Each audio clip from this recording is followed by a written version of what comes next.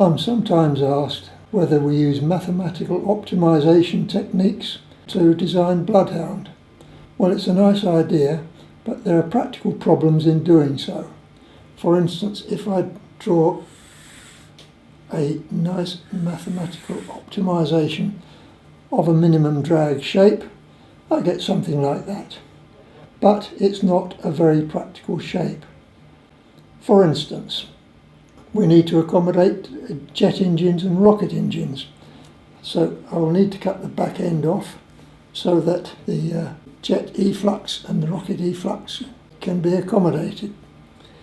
Now, the jet engine also needs an intake, so I need to modify the front end as well so that air can get in the front.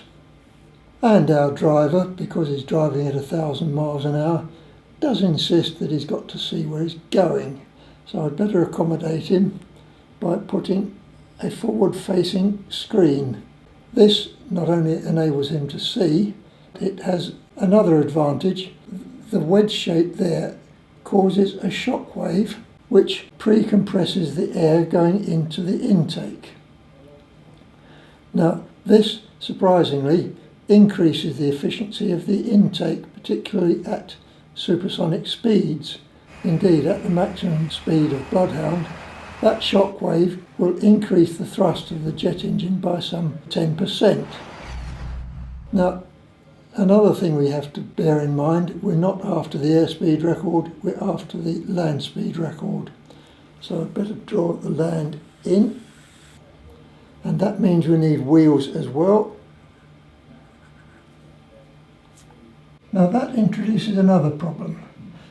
The air arriving from the front, a lot of it now gets squeezed under the nose and causes increase in pressure, and this, at the high speeds that we're going, would be quite sufficient to lift the front end of the car off the ground. So to counter that, I droop down the nose so it is much closer to the ground, so less air can get underneath, more air hits the top of the nose, so the lifting force from underneath and the downforce on top balance each other out.